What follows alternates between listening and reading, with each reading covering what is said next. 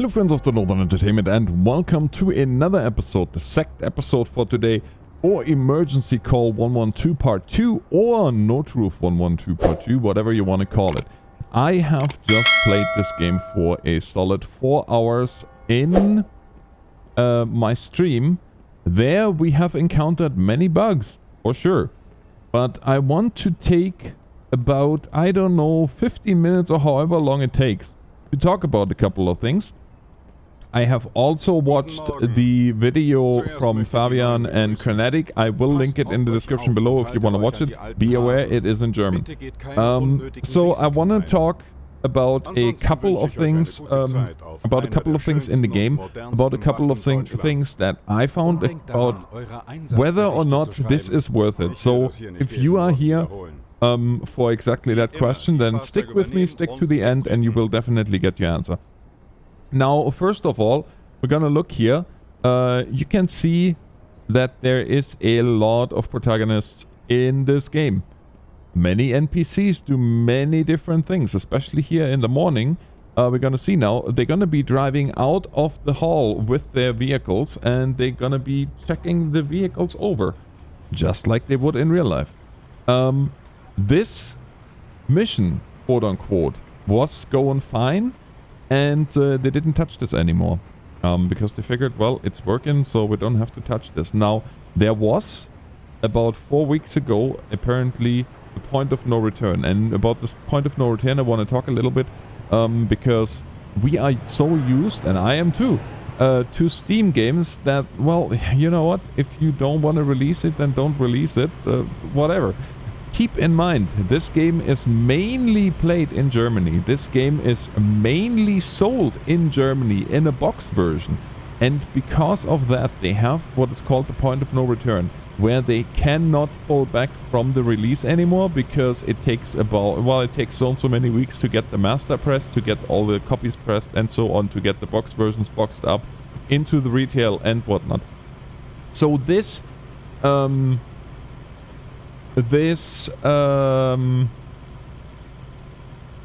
yeah, let's check the lighting system. That definitely works. That works too.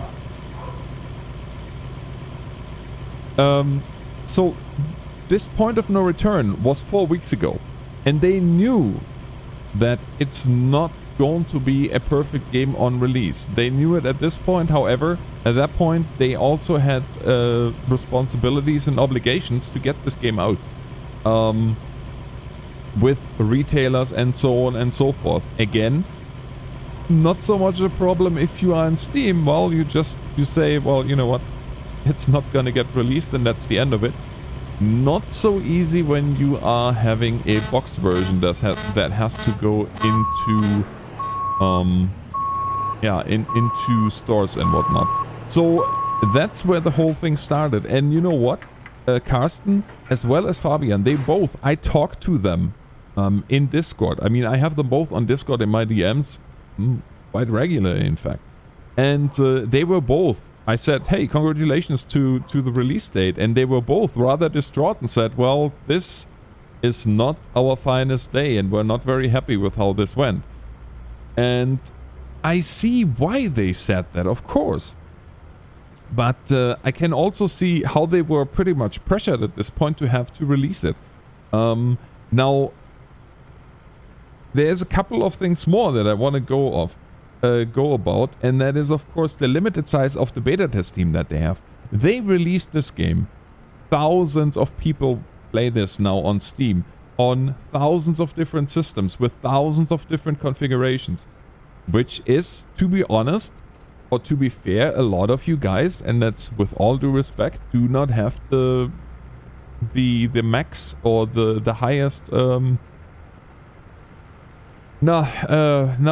it comes to the recommended system settings. A lot of you guys might not have high-end PCs that can run this on the highest settings. I have this fully maxed out here, and it's a solid 60 FPS, no matter what, no questions asked. I have no performance issues, I have no stutterers, I have no problems whatsoever.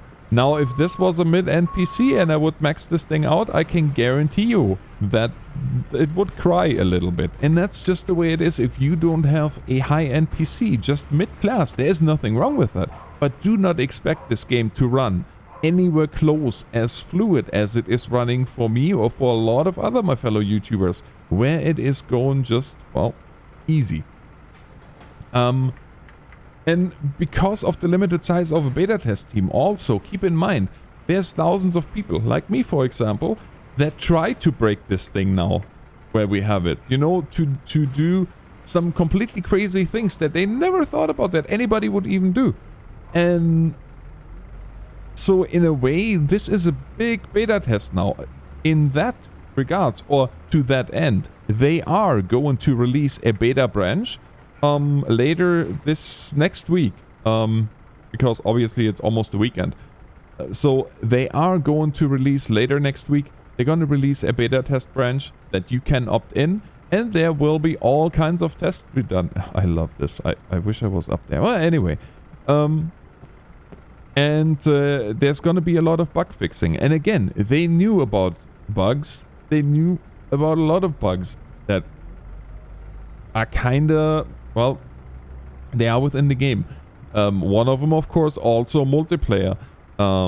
Multiplayer seems to be with the system that they are using to do the peer-to-peer connection. There seems to be a problem that when they, when the connection breaks to a client, the tunnel still stays open, and the game thinks that you are already connected. So the only way to fix that is for you to X out of the game. If you are the host, to X out of the game, start all over, and have your clients connect to you again. That's the only way to fix that at the moment. But they are aware of that, and they are working on a different system. They are trying to get a complete new system in place. They have not written the system that they are using right now. They are using something off the shelf, and with the combination of different things, they say there is a success rate for a initial connection on multiplayer of about 50%. That is not a lot. So keep in mind, if you are disconnected, your host has to cancel the game, start over, and then they say there is a much higher chance of getting actually a correct connection. And again, they are working on this. Now, you have been with me here for roughly 7 minutes, and you are probably waiting to tell, or you're waiting for me to tell you, so is it worth it? Okay. To that end, let's look at it from both ends.